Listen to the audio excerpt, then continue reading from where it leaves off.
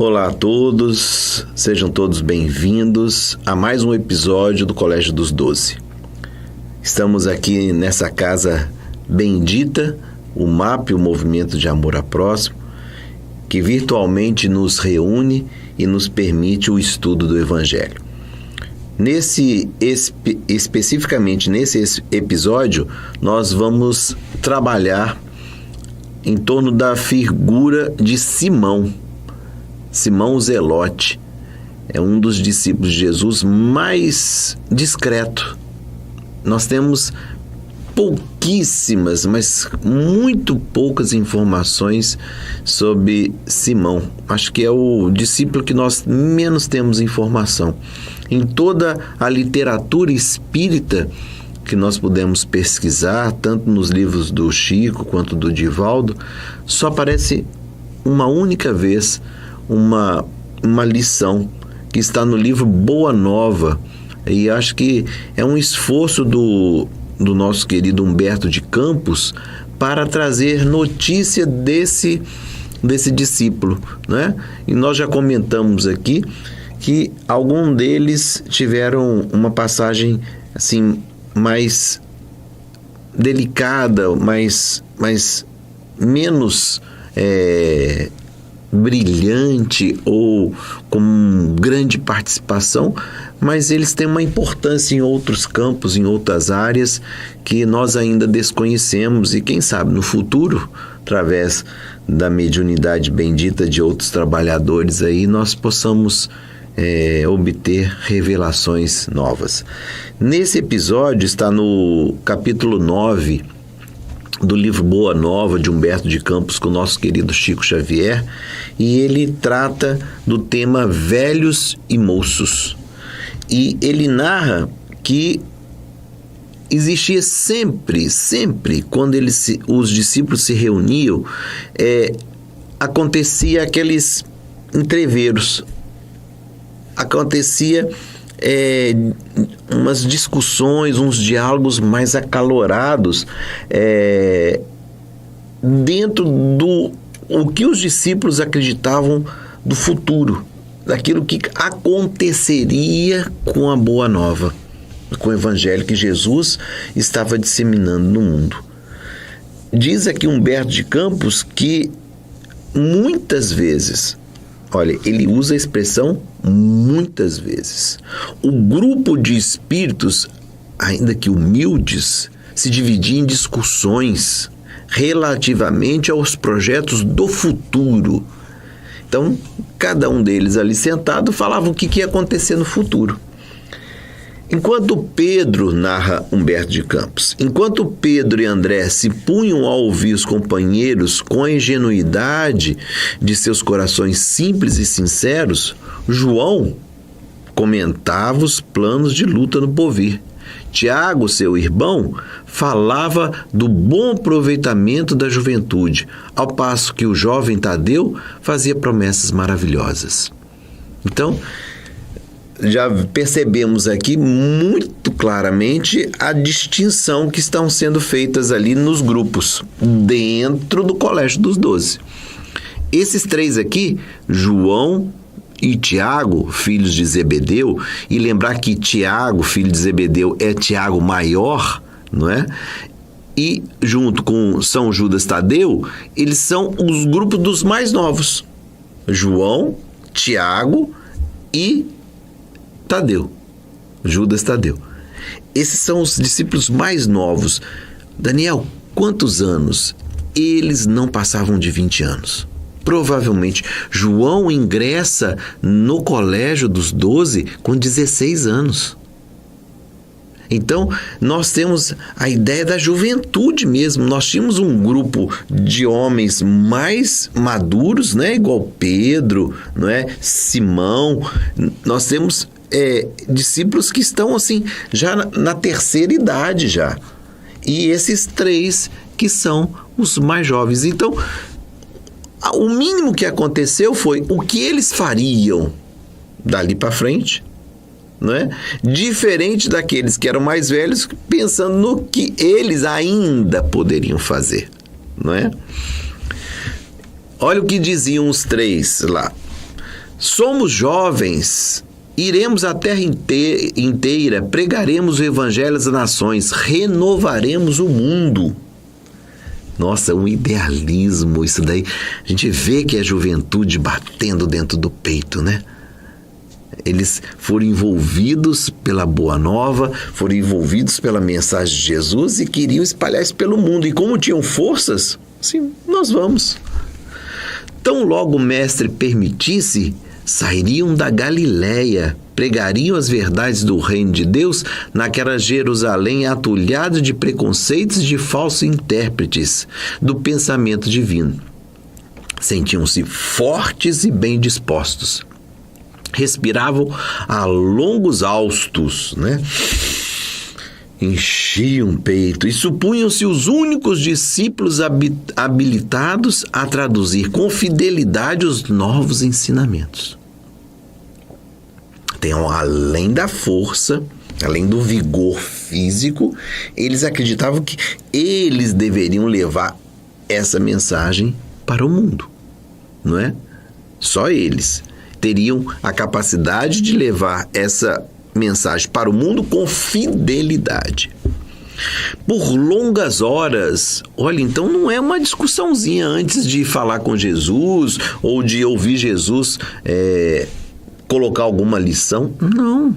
Por longas horas questionavam acerca de suas possibilidades e apresentavam as suas vantagens e debatiam os seus projetos imensos. E aí a gente fica imaginando os jovens falando do que fariam e o grupo da terceira idade pensando assim, mas e o que nós vamos poder fazer, né? Já estamos mais velhos, vamos ter dificuldade de caminhar, vamos ter dificuldade de força física para o empreendimento de expansão do evangelho. Horas, diz Humberto de Campos, por longas horas eles discutiram isso. Aí continua Humberto de Campos. Pensavam consigo, isso os jovens, os 3 jovens, João, filho de Zebedeu, Tiago, filho de Zebedeu, também conhecido como Tiago Maior, e o último aí, gente. Nós estamos falando de quem? Tadeu, ou Judas Tadeu. Então, nós temos esses 3 jovens. Vamos colocar aí na faixa dos 20 anos, cheio de energia, cheio de vontade. E aí olha o que diz. E pensava consigo, que poderia realizar Simão Pedro, chefe de família e encarcerado nos seus pequenos deveres. Mateus não estava igualmente enlaçado nas inadiáveis obrigações de cada dia? Lembrar que São Mateus, era um publicano, ou seja, era um funcionário encarregado de cobrar os impostos em nome de Roma. André e o irmão os escutavam despreocupados para meditarem apenas quanto à lição do Messias. Entretanto, Simão chamado mais tarde de Zelote, Daniel, é de zeloso. Tem até uma parte da religião judaica que quando se separavam em grupos, né? Nós temos os fariseus, nós temos os zelotas, os zelosos em relação à lei mosaica.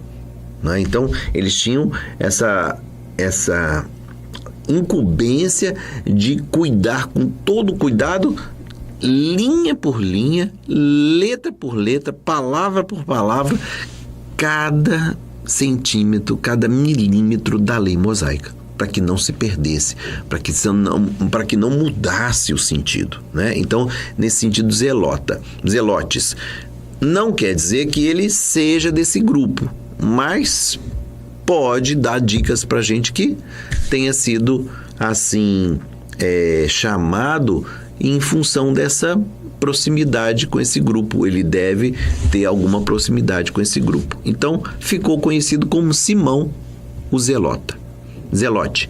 Antigo pescador do lago, acompanhava semelhantes conversações humilhado. Opa! Agora mudou a história.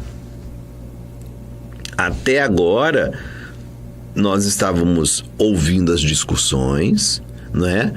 Os três, João, Tiago e Tadeu, os três jovens, falavam dos idealismos, falavam do que iam fazer com a Boa Nova, que iam pregar no mundo inteiro.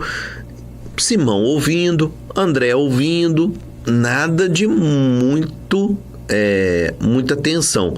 Mas aí Humberto de Campos apresenta os sentimentos de Simão o Zelote, o zeloso, dizendo que, ouvindo as conversações, ele se sentiu humilhado. E, humilhado, nós nos retraímos. Humilhados, nós estancamos. A gente para. Somos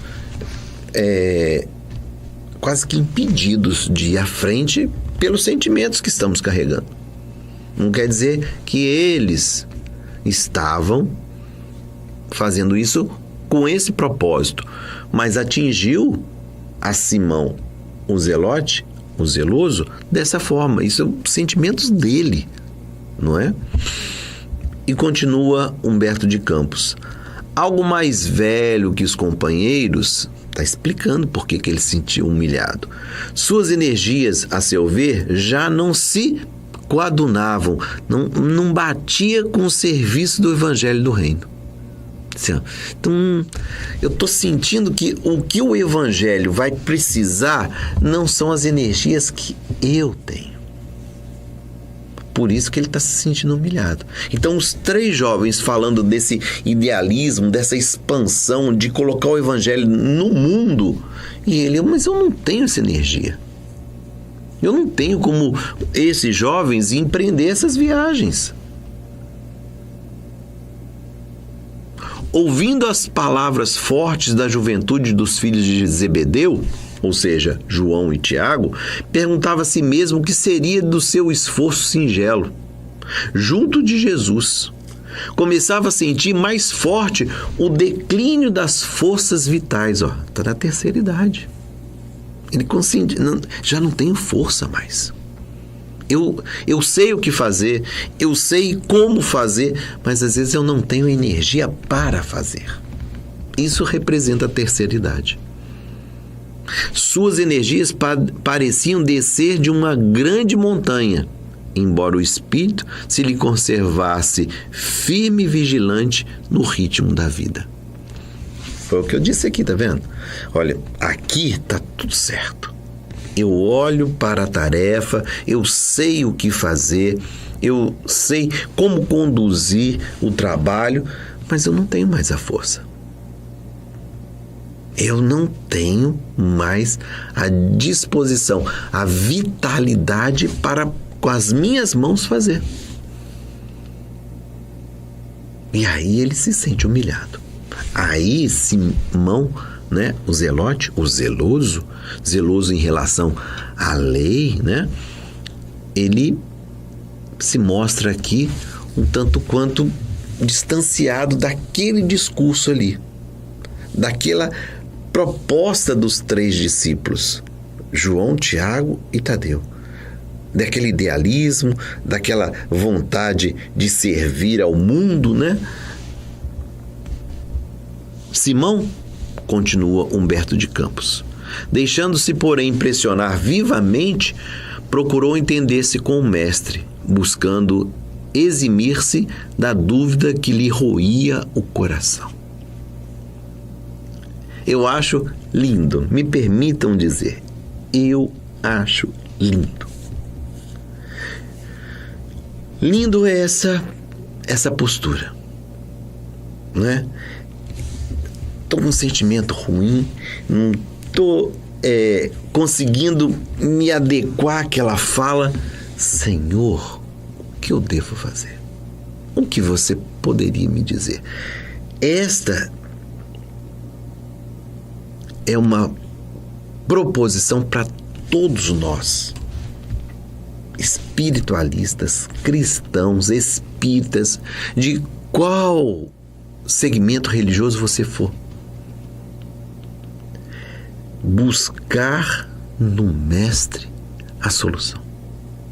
Buscar no Mestre Jesus a orientação. Ah, Daniel, mas ali ele estava próximo dele, ele poderia diretamente falar com Jesus.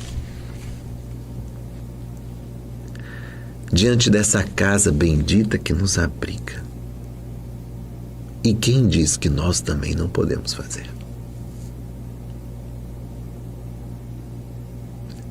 Nós é que precisamos ter fé.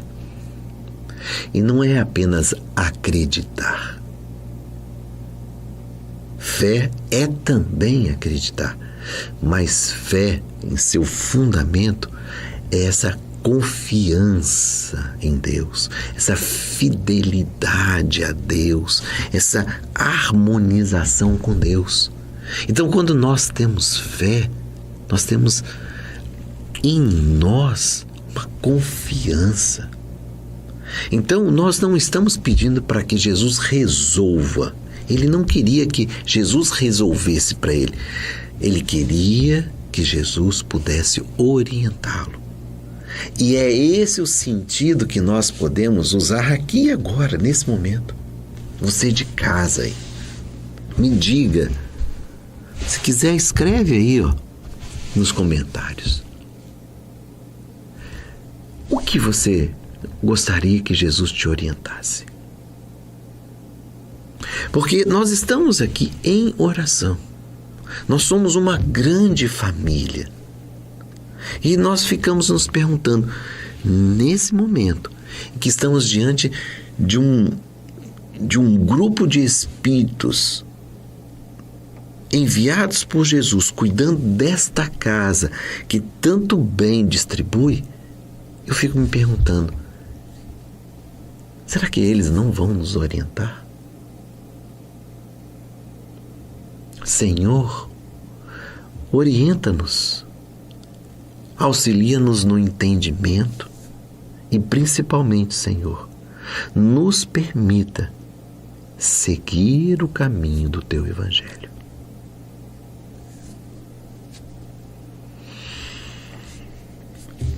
Mas vamos lá. Depois, continua Humberto de Campos, depois de expor os seus receios e vacilações, isso é uma coisa que a gente pode fazer. Receios e vacilações. Vamos expor nessa conversa com Jesus os nossos receios, as nossas vacilações. Observou que Jesus o olhava sem surpresa, como se tivesse pleno conhecimento de suas emoções. É isso, gente. Nós vamos abrir os nossos corações a Jesus. E isso é importante, é que ao abrir o coração para Jesus, ao escrever aí, por exemplo, nos comentários o que você gostaria de falar com Jesus, nós estamos abrindo um nosso campo de vibração para receber. Olha aqui, ele buscou Jesus e ele abriu os seus receios e as suas vacilações. E quando ele olha para Jesus, parecia que Jesus já sabia de tudo o que ele estava falando e tinha plena ciência das emoções. Tivesse pleno conhecimento de suas emoções. Então, se nós voltarmos naquela oração, abrirmos os nossos corações a Jesus, falando dos nossos receios, Senhor, diante de tantas dificuldades financeiras, de crises econômicas que estão se espalhando nesse país, quantos já estão, Senhor, sentindo fome? Eu penso às vezes na mesma coisa. Senhor, para onde estou indo? Tenho medo, Senhor, de passar por dificuldades financeiras. Quem sabe, Mestre, o Senhor não poderia nos orientar. Não seria possível fazer isso numa prece? abrir o nosso coração a Jesus e dizer: Senhor, eu preciso de orientação. Não estamos pedindo que Ele resolva, mas estamos pedindo uma orientação. Jesus olha para Simão e diz, com extremo carinho, Humberto de Campos deixa aqui bem claro, desvelado carinho, ou seja, imenso, mas assim, sendo carinhoso, ele é carinhoso querendo ser carinhoso. Poderíamos acaso perguntar a idade de nosso Pai? A idade de Deus? E se fôssemos contar o tempo na ampulheta das inquietações humanas, quem seria o mais velho de todos nós?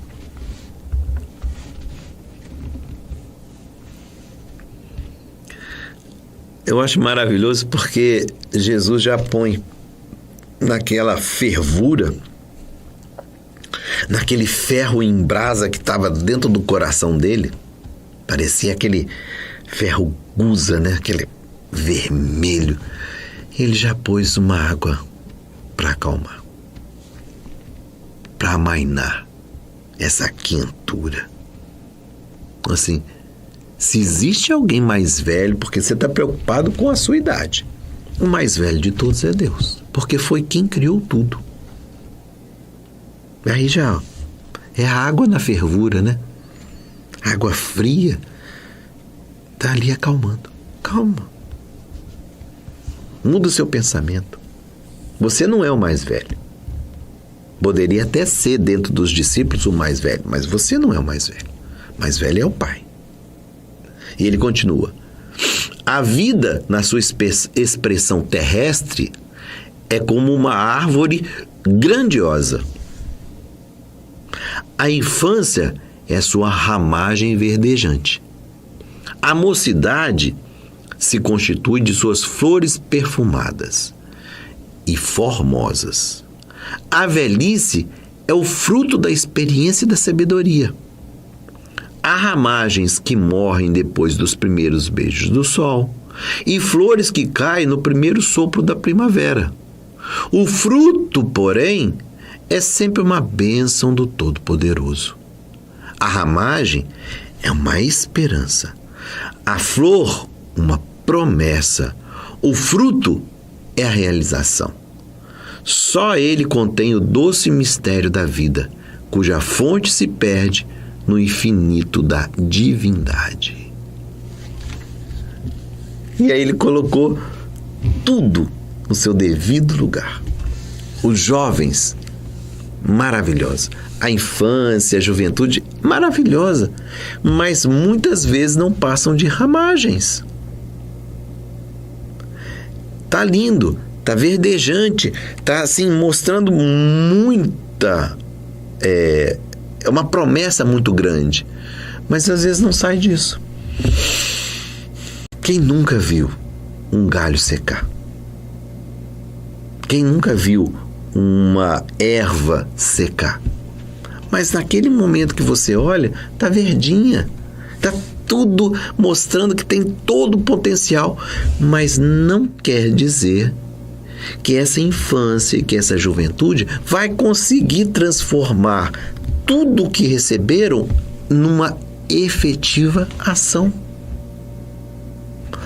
O que Jesus está falando aqui é: existem etapas e elas precisam ser cumpridas para que se chegue ao ponto máximo. Então nós temos a infância como se fosse a ramagem, né? O broto inicial. Depois nós temos a flor, que seria uma segunda etapa desse desenvolvimento. Mas se a flor não se transformar em fruto, não concluiu a sua jornada. A jornada é ramagem, flor e fruto. Então, quando você olha o fruto, é porque todas as outras etapas foram concluídas. Ele venceu quando ramagem, venceu na juventude como flor e chegou à maturidade como fruto. E é isso que nós precisamos aproveitar, não é? Essa caminhada de sucesso dentro do Evangelho.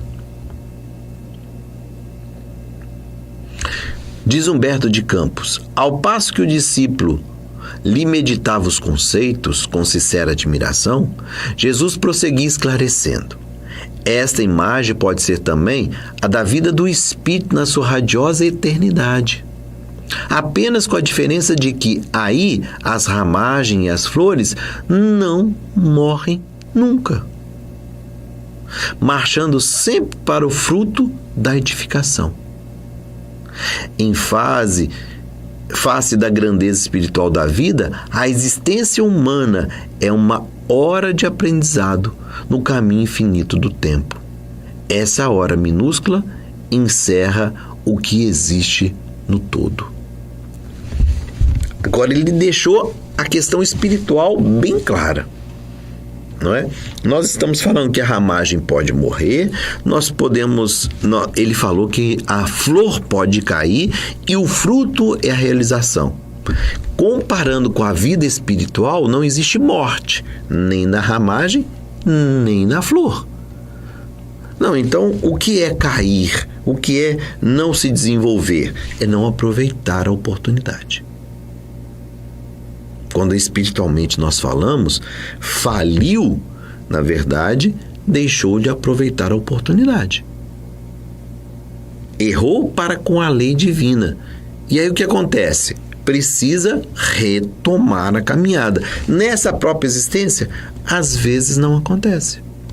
Às vezes não é possível. E vai precisar de uma nova existência para que isso seja concluído.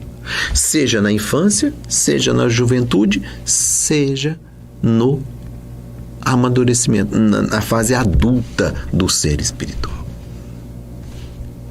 Humberto de Campos continua: é por isso que aí vemos, por vezes, jovens que falam com uma experiência milenária e velhos sem reflexão e sem esperança. Entenderam? Olha só. Às vezes eu vejo um jovem falar como um velho e vejo um velho agir como um jovem. O que está acontecendo aí? É a maturidade espiritual. E eu tive essa exata sensação vivendo experiências na vida. E eu posso contar uma específica, que um grupo de pessoas com mais de 40 anos, com certeza, reunidas numa festa, agiam como se fossem adolescentes. E aí você fica olhando para aquelas pessoas, você fala assim, mas isso já passou, né? A gente fazia isso quando eu tinha 15, 16 anos. E aí os mesmos comportamentos,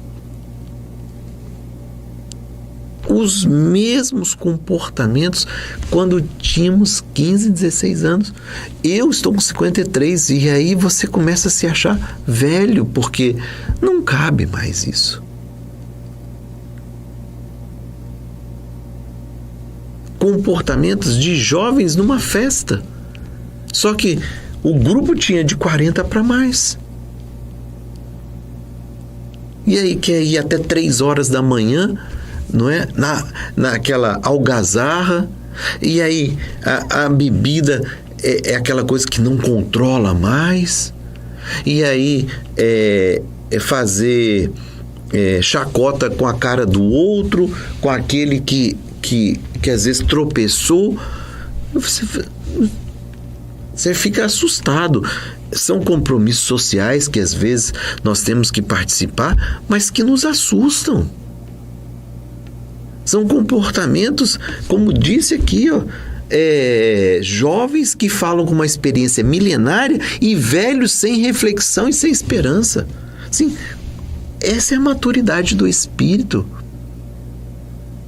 Então, Senhor, diz Simão, o zelote, o zeloso, né, a Jesus: de qualquer modo, a velhice é a meta do espírito. É isso mesmo, Senhor? Eu entendi direito? A velhice é a meta do espírito. E Jesus responde: não. A velhice enferma e amargurada que se conhece na terra, não a velhice enferma e amargurada que se conhece na terra. Não. Ele deu a imagem, é o fruto. Mas pensa no fruto maduro, prontinho para ser colhido. Esse é o ideal. Quando chegarmos na velhice do Espírito, nós estaremos como frutos maduros. E dali não passa. Não tem a decrepitude, porque o Espírito não degenera. É imortal. Foi criado para a eternidade. Então, não a velhice enferma e amargurada, Simeão, que se conhece na terra, mas a da experiência que edifica o amor e a sabedoria. Ainda que devemos recordar o símbolo da árvore, para reconhecer que o fruto perfeito é a frescura da ramagem e a beleza da flor, encerrando o conteúdo divino do mel e da semente. Esse é o propósito da vida. Que passemos por todas as etapas de amadurecimento. E quando chegarmos na condição maior, estaremos como frutos maduros para Deus. Essa maturidade, ela vai sendo adquirida ao longo das experiências. Ah, Daniel, e se nós falharmos? Novas oportunidades nos serão dadas. Elas voltam sempre da mesma forma? Não. As experiências, elas guardam as responsabilidades que tivemos. Às vezes acrescidas de dificuldades, às vezes acrescidas de misericórdia, de acordo com cada indivíduo que viveu aquela experiência. Então, não é a mesma solução para todas as pessoas. Vamos dar um exemplo. Uma pessoa que faz uso do alcoolismo, né? Tem problemas sérios com alcoolismo. A forma como essa pessoa vai vivenciar essa experiência vai interferir muito na forma como, na próxima existência, isso pode ser resgatado. Ah, Daniel, mas alcoólatra é alcoólatra. Mas tem alcoólatra que, além de ser alcoólatra, leva outras pessoas ao alcoolismo. Tem alcoólatras que bancam a conta para que outros muito alcoólatras bebam. Tem alcoólatras que financiam eventos, que propagam o alcoolismo.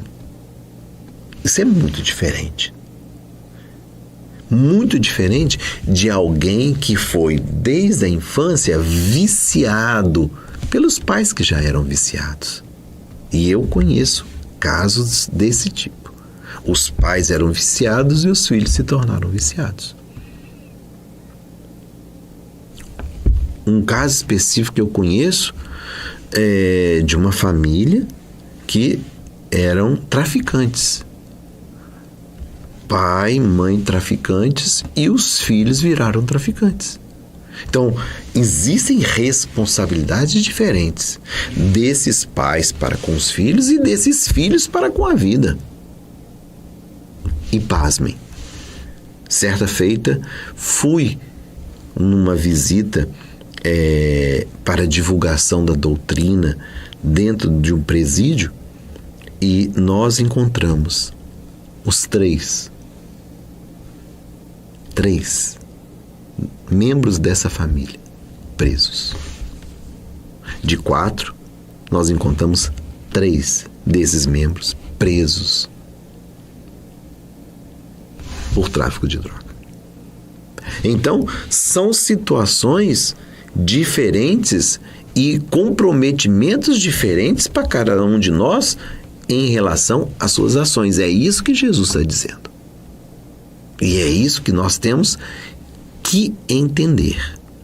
Percebendo que o mestre estendera seus conceitos em amplas imagens simbólicas, Simão, o Zelote, voltou a retrair-se em seu caso particular e perguntou: tá bom, o senhor criou uma imagem bonita do universo, de Deus, os símbolos aí da ramagem, da flor e do fruto, dizendo que nós avançamos nesse amadurecimento, né? E que nos completamos também dessa forma como espíritos, né? Só com a diferença de que o espírito não morre, né? Então, se a ramagem morreu, para o espírito morreu a oportunidade. Se a flor caiu e não frutificou, para o espírito caiu a oportunidade, perdeu a oportunidade, mas novas oportunidades serão dadas, não é? Pela misericórdia de Deus. Diz o nosso Simão Zelote que Jesus pudesse ajudá-lo no caso específico. Ele disse: então, Senhor, deixa eu voltar aqui para o meu caso, porque eu já entendi o simbolismo, não é? Agora, o meu caso foi João, Tiago e Judas Tadeu, né? Falando sobre o idealismo de divulgar, de espalhar o evangelho para o mundo. E eu falei assim: eu estou velho, como é que eu vou fazer? E ele diz a Jesus: a verdade, Senhor, é que me sinto depauperado e envelhecido, temendo não resistir aos esforços a que se obriga a minha alma na semeadura da vossa doutrina santa. E aí ele quis ser específico. Senhor, como é que eu vou ajudar o teu evangelho se eu já estou me sentindo velho? Eu não tenho forças. Caminhar para mim está sendo difícil. Como é que eu vou fazer? Imaginar que Paulo saiu da Palestina e andou pela Ásia, voltou pela Grécia, chegou na Itália e foi até Roma. Isso andando, caminhando. E voltou, né? Paulo fala em várias viagens. É possível que tenha usado barco uma vez ou outra? É possível. É possível que ele tenha usado cavalo ou uma carroça? É possível. Mas, basicamente, eles usavam a força física para se movimentar. E é isso que ele estava pensando. Como é que eu vou divulgar a sua doutrina santa se eu já não tenho forças? E aí eu gostaria de fazer um comentário paralelo, porque nós falamos que, né, é bonito o que Simão está fazendo aqui. Ele se abriu para Jesus, né? Nós fizemos isso aqui juntos também, né? Nós estamos abrindo os nossos corações para entrarmos em sintonia e captarmos essa mensagem de Jesus, não é? Porque quando a gente fala dos nossos problemas, não é para reclamar. Quando nós falamos com os nossos problemas para Jesus, nós estamos pedindo uma orientação, um caminho. E agora, olha só, Simão está sendo específico. Senhor, eu estou falando da minha velhice. Como é que eu vou te ajudar com a minha velhice? E Jesus responde para ele: escuta, Simão. Achas que os moços de amanhã poderão fazer alguma coisa sem os trabalhos dos que agora estão envelhecendo? Poderia a árvore viver sem a raiz? A alma sem Deus? Lembra-te da tua parte de esforço e não te preocupes com a obra que pertence ao Todo-Poderoso. Sobretudo, não esqueças que a nossa tarefa para a dignidade perfeita de nossa alma deve ser intransferível. João também será velho, e os cabelos brancos de sua fronte contarão profundas experiências. Jesus estava profetizando aqui, porque João vai morrer muito velho.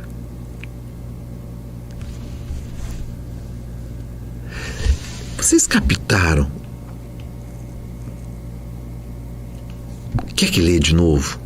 Porque eu acho que é muito importante. Essa é uma fala.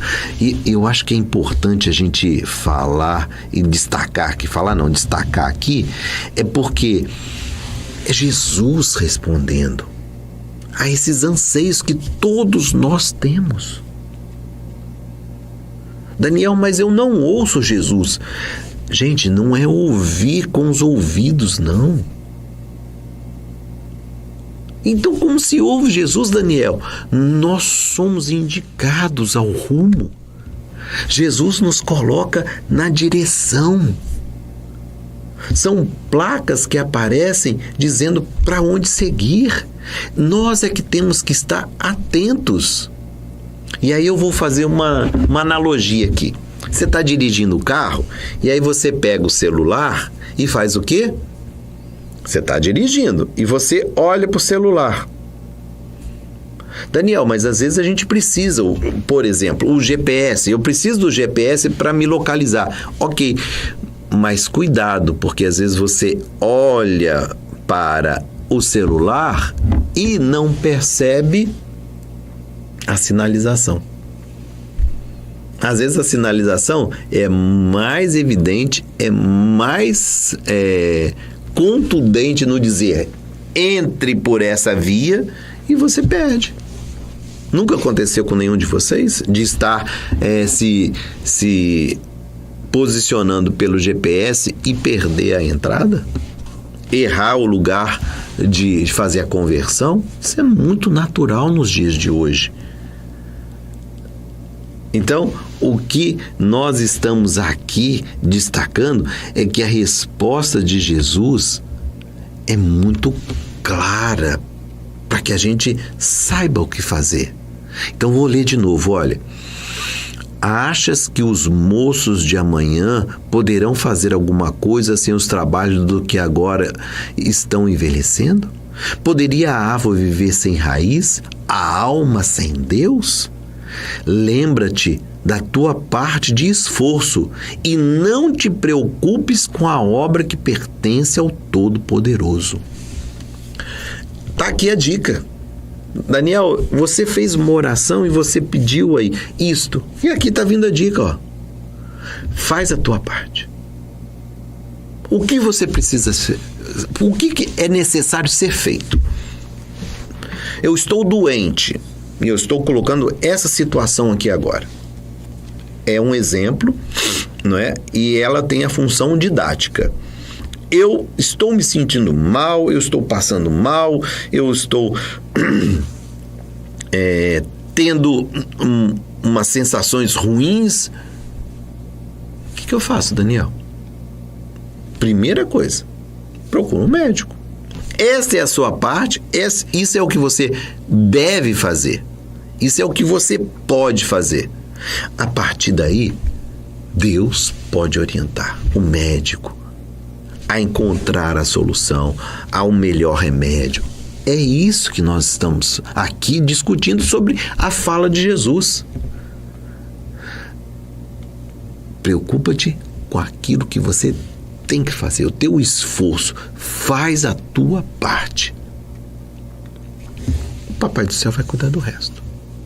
Ele ainda diz mais. Sobretudo, não esqueças que a nossa tarefa para a dignidade perfeita de nossa alma deve ser intransferível. Não passe para o outro aquilo que é tua responsabilidade. E eu estou falando para mim. Me perdoem. Eu vou ser muito sincero aqui agora. Todas as vezes que eu faço esse estudo, eu faço para mim. Eu bato no peito porque é uma lição que está chegando para mim. Eu estudei, eu pesquisei, eu selecionei as melhores falas. Sim, Daniel já leu isso aqui umas 20 vezes, 30 vezes, 10 vezes. Sim, antes de comentar aqui, nós temos esse compromisso. E aí o que acontece? Eu estou ouvindo várias vezes, por isso eu coloco para mim. Mas divulgo, né? Compartilho, inclusive os meus sentimentos. não é? Inclusive, o meu espanto tem hora com essas lições.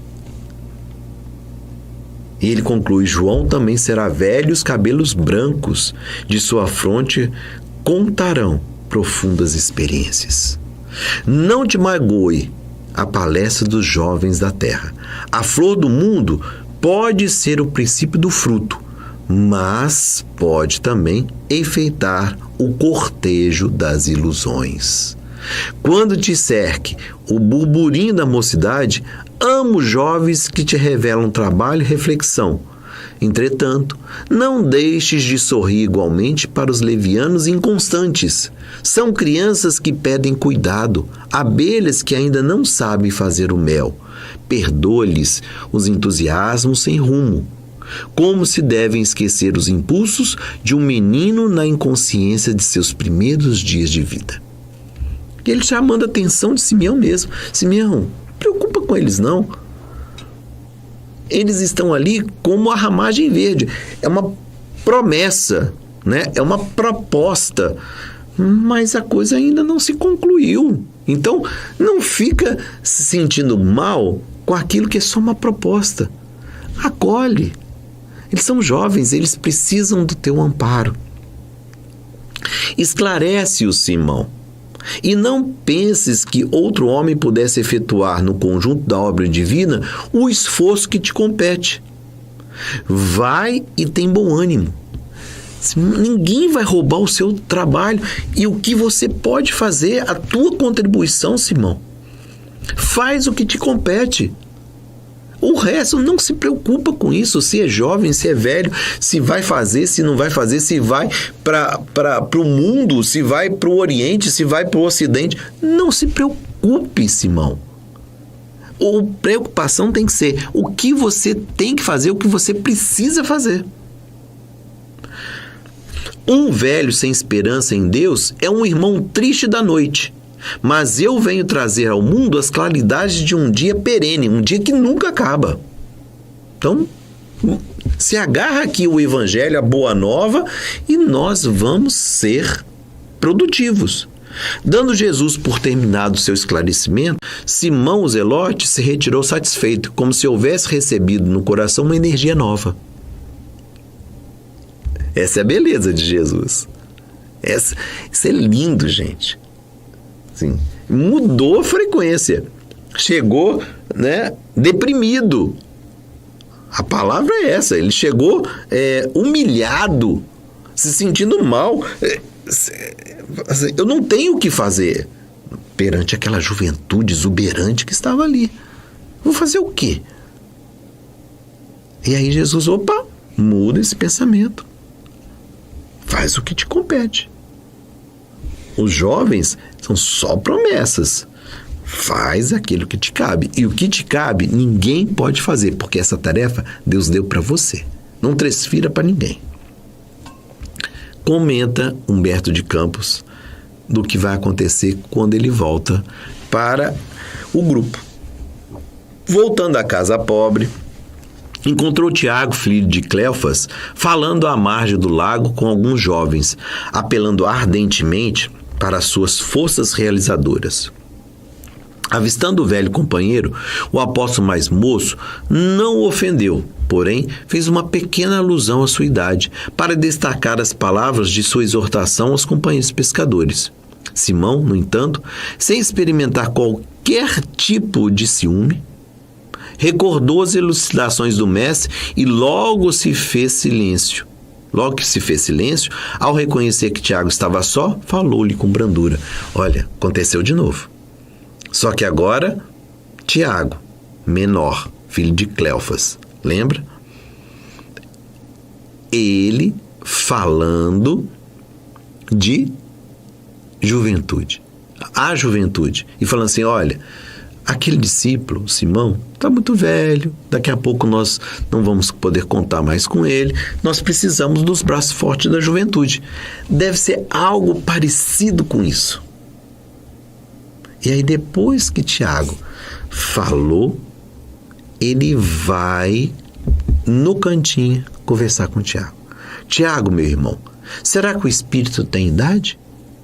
Se Deus contasse o tempo como nós, não seria ele o mais velho de toda a criação? E que homem do mundo guardará a presunção de se igualar ao Todo-Poderoso? Perceberam? Ele usou a fala de Jesus. Ele buscou em Jesus e vai aplicar aqui com Tiago. Um rapaz não conseguiria realizar sua tarefa na terra se não tivesse a precedê-lo a experiência de seus pais. Não nos detenhamos na idade, esqueçamos as circunstâncias para lembrar somente os fins sagrados de nossa vida, que deve ser a edificação do reino no íntimo das criaturas. O filho de Alfeu escutou-lhe as observações singelas e reconheceu que eram ditas com uma fraternidade tão pura que não lhe chegavam a ferir, nem de leve o coração. Admirando a ternura serena do companheiro, no caso Simão, e sem esquecer o padrão de humildade que o mestre cultivava, refletiu um momento e exclamou, comovido: tens razão, Simão. O velho apóstolo não esperou qualquer justificativa de sua parte e, dando-lhe abraço, mostrou-lhe um sorriso bom, deixando perceber que ambos deviam esquecer para sempre aquele minuto de divergência, a fim de se unirem cada vez mais em Jesus Cristo. Naquela mesma tarde, quando o Messias começou a ensinar a sabedoria do reino de Deus, Simão, o Zelote, notou que havia na praia 2 criancinhas inconscientes. Dominada pela nova luz que fluía dos ensinamentos do mestre, a mãe delas não vira que se distanciavam ao longo dos primeiros lençol raso da água. Olha, eles estavam na praia, as criancinhas começaram a se afastar e a mãe ficou pregada, fascinada, envolvida pelas lições de Jesus. O Simão viu. E aí o que ele fez? Ele vai até as crianças, porque elas já estavam saindo daquele primeiro lençol de água e iria afundar. Com uma boa palavra, tomou-os nos braços, sentando-se numa pedra determinada que foi a reunião, os restituiu ao colo materno em meio a suave alegria e sincero reconhecimento. A experiência dele. Ele não tinha forças, mas ele tinha experiência. E ele já viu muita criança se afogar dessa forma. A mãe distraída, ele foi e pega as crianças.